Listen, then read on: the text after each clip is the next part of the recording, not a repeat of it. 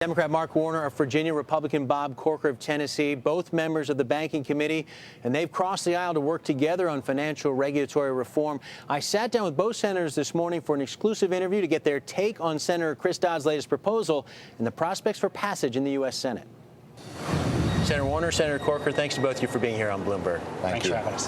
Senator Corker, let me begin with you if I could, first of all. You worked for weeks with Senator Dodd trying to come up with a bipartisan bill. In the end, he decided to go it alone. How much does he have to change to get you back on board? Well, I think he knows what he has to change, and we still talk daily. The good fortune is that Mark Warner and I worked on two of the important titles together. Those are both in the bill as they are. I really do think that I still believe a great chance we're going to end up with a bipartisan bill. And I think Senator Dodd, he knows where we were on Wednesday. He knows what the touch points are. I think we're going to get there. All right, I'm going to get into specifics with you in just a second, but let me ask you first of all, so much focus on the Republicans. How about the Democrats? Does Senator Dodd have all the Democrats? If you had to vote on this bill as is today, would you do it? Listen, I think there are ways that the bill can be improved. I actually think that Senator Corker and I we were probably 98% of the way there. He and Senator Dodd may have been 95% of the way there. I think our sections are going to be really strong. I think this bill desperately needs to be bipartisan because what we hope to put in place are the rules of the road for the next 30 years. And neither side from the kind of political extremes ought to be sniping at it, or maybe they will be sniping, but the kind of more moderate centrist positions is where this bill ought to end up. Let me ask you, what is it, you're going to have a chance to offer amendments. What's the first thing you're going to try and change? So look, there's two titles that need to be changed pretty dramatically. One is consumer protection. Senator Dodd and I were just right there on Wednesday, and over the weekend, that section of the bill has taken a pretty big turn to the left, okay? There are some corporate governance issues that I think even Senator Warner and others on the committee on both these issues may have some issues with. I don't want to speak with them. So today, Republicans are meeting at 4. I think we're going to offer a number of very constructive amendments to make the bill better, not messaging amendments. And we'll see what happens in committee next week. It's awfully quick. This is over a 1,300-page bill chocked with real substance. I mean, the words actually mean something in this bill.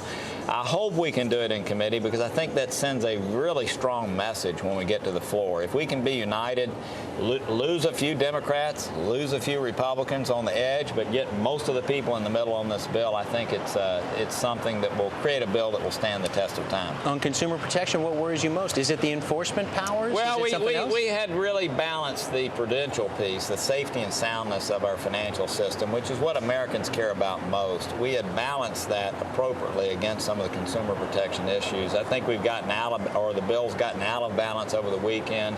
I don't want to get into debating those specific issues now. We'll do that in committee, and we'll do that some privately in advance to see where we all might go. But certainly consumer protection and governance issues are probably the hottest topics. I'll let you speak for yourself on the governance issues. You worried about proxy access, giving shareholders a greater say over board nominees? Well, listen, I think that some of the proxy access issues haven't been fully discussed as I'd like to see.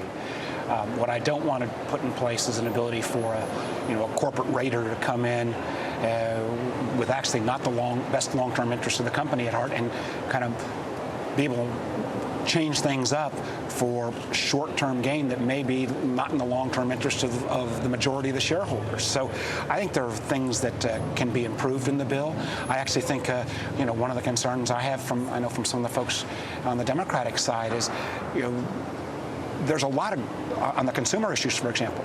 This is a huge move forward in this bill in terms of enhanced consumer protection in a way that would have a level of independence, an ability to write rules, an ability, I think, to work together on how they're appropriately enforced so that, for example, a small community bank doesn't end up with two sets of regulators coming in giving contradictory advice. And my hope would be that on my side of the aisle, some folks don't turn this into the kind of public option of the financial reform area. Look at the substance. Look at the enhanced consumer protection, which I think actually Bob Corker and Richard Shelby and a lot of Republicans want to have enhanced consumer protection as well, but it ought to be done in an orderly process. There's some people suggested Democrats want this as an issue in this election year. They're going to show Republicans standing in the way of cleaning up Wall Street. Do you buy that? Look, I think members of the committee, the Senate Banking Committee, want a bill on both sides of the aisle.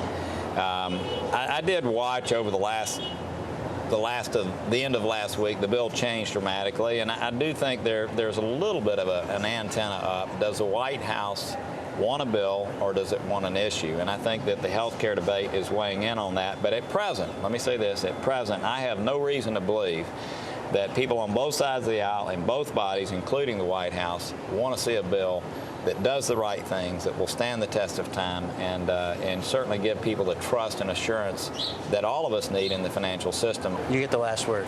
Just the fact that we're 18 months after the worst financial meltdown in modern American history.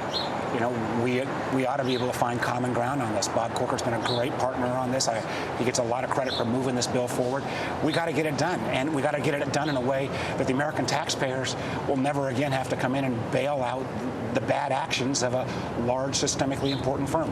We've put that kind of protections in place in our sections of the bill, and if we can do it in some of these thorny issues, we ought to be able to find common ground on these other issues as well.